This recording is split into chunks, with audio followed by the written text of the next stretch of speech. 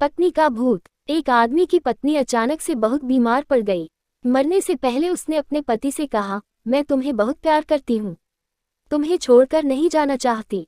मैं नहीं चाहती कि मेरे जाने के बाद तुम मुझे भुला दो और किसी दूसरी औरत से शादी करो। वादा करो कि मेरे मरने के बाद तुम किसी और से प्रेम नहीं करोगे, वरना मेरी आत्मा तुम्हें चैन से जीने नहीं देगी। पत्नी का भूत। और इतना कहकर वो चल बसी। उसके जाने के कुछ महीनों तक उस आदमी ने किसी दूसरी औरत की तरफ देखा तक नहीं, पर एक दिन उसकी मुलाकात एक ऐसी लड़की से हुई जिसे वह चाहने लगा। बात बढ़ते बढ़ते शादी तक आ गई और उनकी शादी हो गई। शादी के ठीक बाद आदमी को लगा कि कोई उससे कुछ कह रहा है।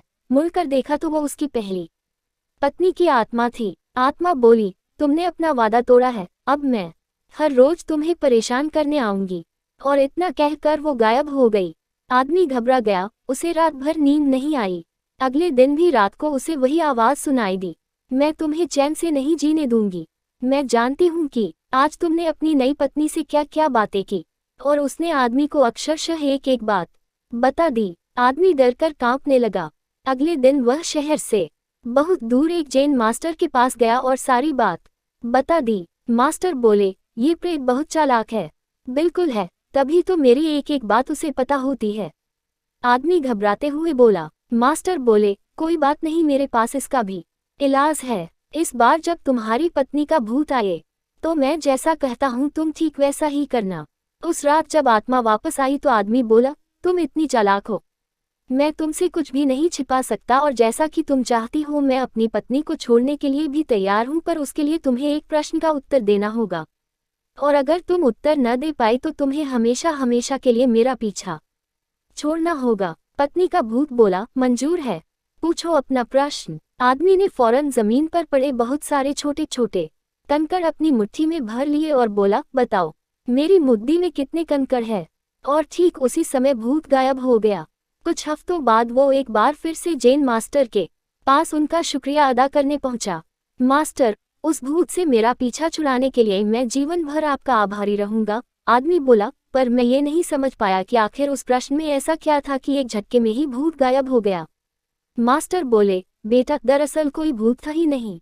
मतलब? आदमी आश्चर्य से बोला, हाँ, कोई भूत था ही नहीं। दरअसल दूसरी शादी करने की वजह से तुम्हें एक अपराधबोध महसूस हो रहा था और उसी वजह से तुम्हारा दिमाग एक भ्रम की स्थिति पैदा कर तुम्हें भूत का अनुभव करा रहा था, मास्टर ने समझाया। पर ऐसा था तो वो मेरी हर एक बात कैसे जान जाता था? आदमी ने पूछा। मास्टर मुस्कुराए, क्योंकि वो तुम्हारा बनाया हुआ ही भूत था, इसलिए जो कुछ तुम जानते थे वही वो भी जानता था। और यही कारण था कि मैंने तुम्हें वो कंकड़ वाला प्रश्न पूछने को कहा, क्योंकि मैं जानता था कि इसका उत्तर तुम्हें भी नहीं पता होगा और इसलिए भूत भी इसका उत्तर नहीं दे पाएगा और तुम्हें तुम्हारे दिमाग की ही उपज से छुटकारा मिल जाएगा। आदमी अब पूरी बात समझ चुका था। उसने एक बार फिर मास्टर को धन्यवाद किया और अपने घर लौट गया। कई बार हमारे मन में भी किसी पुरानी बात को लेकर एक गिल्ट फीलिंग रह जाती है। कहानी में भूत का आना उसी तरह की फीलिंग का एक एक्सट्रीम फॉर्म है। पर अधिकतर मामलों में हम किसी पुरानी घटना को याद कर अफसोस करते हैं और कभी कभार खुद पर क्रोधित भी हो जाते हैं।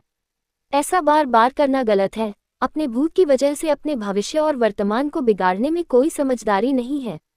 इसलिए अगर आप भी किसी पुरानी घटना की वजह से अपराधबोध महसूस है तो ऐसा ना करें। गलतियां करना मनुष्य का करते स्वभाव है, सभी करते हैं, आपसे भी हुई तो कोई बात नहीं। उस घटना को पीछे छोड़ें और अपने जीवन को सार्थक बनाने की दिशा में काम करें। पर क्या भूत सच में होते हैं? यह एक ऐसी बहस है जो सदियों से चली आ रही है। जहां करोड़ों लोग मानते हैं कि भूत सच में होते हैं, वहीं बहुत से लोग ऐसे भी हैं जो भूत या आत्माओं के अस्तित्व को लेकर सहमत नहीं हैं। खैर, जो भी हो, अक्सर हमें भूतों से जुड़ी कुछ घटनाओं का जिक्र सुनने को मिल ही जाता है और अगर बताने वाले की माने तो ये घटनाएं सच्ची होती हैं। तो आइए हम ऐसी ही कुछ सच्ची भूतिया कहानियों के बारे में जानते हैं।